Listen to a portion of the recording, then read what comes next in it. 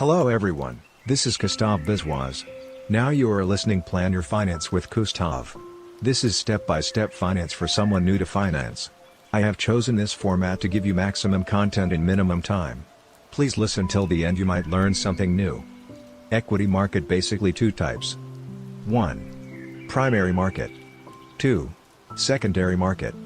Here I will discuss primary market. What is the primary market? The primary market is the place where in the initial stage of any company, the capital of the company is brought in by the promoters and people who are associates in that particular business. As the requirement for additional funds goes up, it may be necessary to source funds from an outsider. The primary market refers to the market where equity or debt funds are raised by companies for outside investors through an offer of securities. Outside may be individual investors or institutional investors. It is called the primary market because investors purchase security directly from the issuer. It is also called the new issue market since these securities are issued for the first time by the company. The process of expanding the ability of an issuer to raise capital from public investors, who may not have been associated with the initial stages of the business, is also known as going public.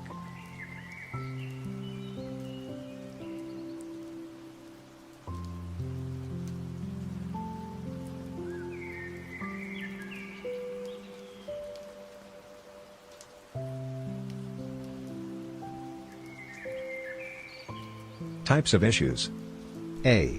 Public issue securities are issued to the members of the public, and anyone eligible to invest can participate in the issue.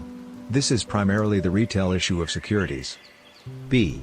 Private placement securities are issued to a select set of investors who can bid and purchase the securities on offer. This is primarily a wholesale issue of securities to institutional investors by an unlisted company.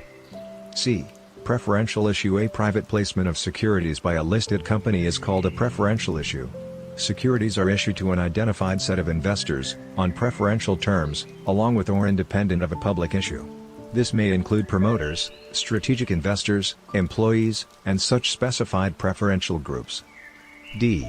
Qualified institutional placement, QIP, a private placement of securities by a listed company to a set of institutional investors termed as qualified institutional buyers is a CUP.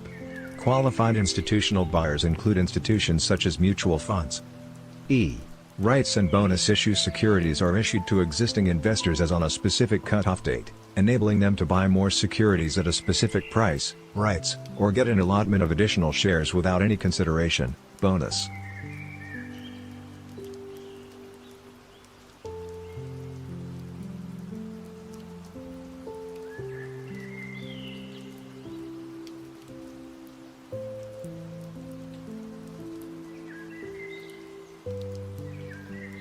Issuers of primary markets.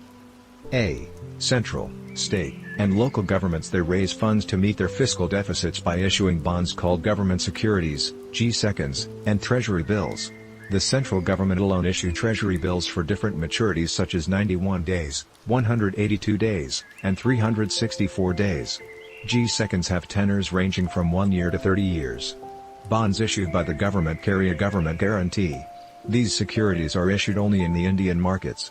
They are no equity issuances by the government. B. Public sector units. These are companies registered under the Companies Act, 2013, in which the government is the majority shareholder. These companies may make an issue of shares where the government offers a portion of the shares held by them to the public. This is called disinvestment.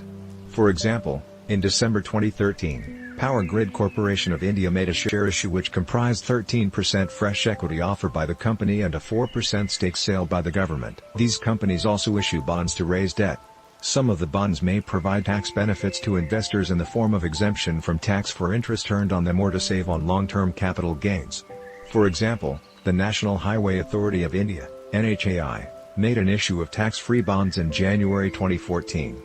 The interest earned by investors on these bonds is exempt from tax. C.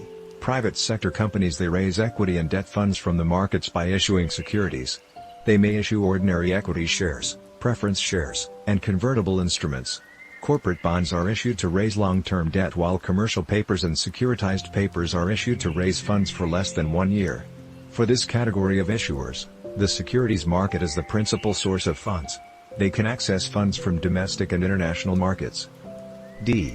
Banks. financial institutions, and non-banking finance companies. They raise funds by issuing equity shares, preference shares, bonds, convertible bonds, commercial paper, certificates of deposits, and securitized paper. Deposit-taking institutions like banks have access to low-cost funds from the public and therefore not depend too much on the securities markets.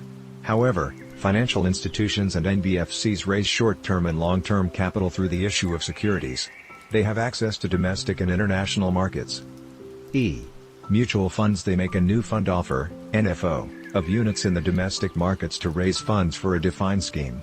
The funds may be raised for a specific period after which the current value of the units will be returned to the investors, closed-end fund, or it may be for perpetuity with investors being given the option to exit at any time at the prevailing value of the units.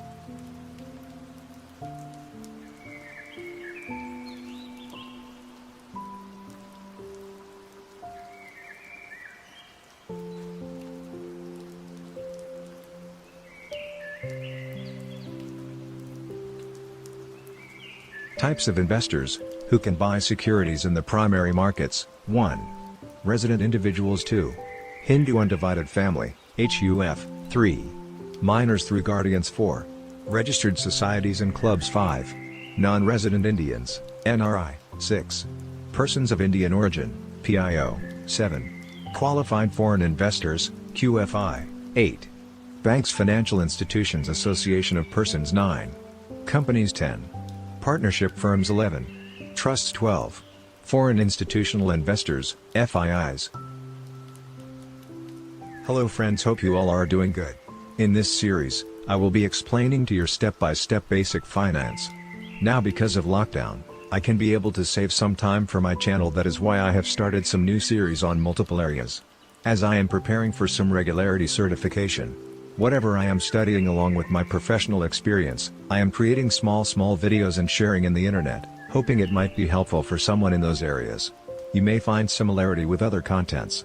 I can understand finance is not much interesting for someone in this COVID time. That is why, how can I create value for you? In this direction I have desisted to add one good thought end of my every video. Hoping your positive and constructive cooperation. Thank you.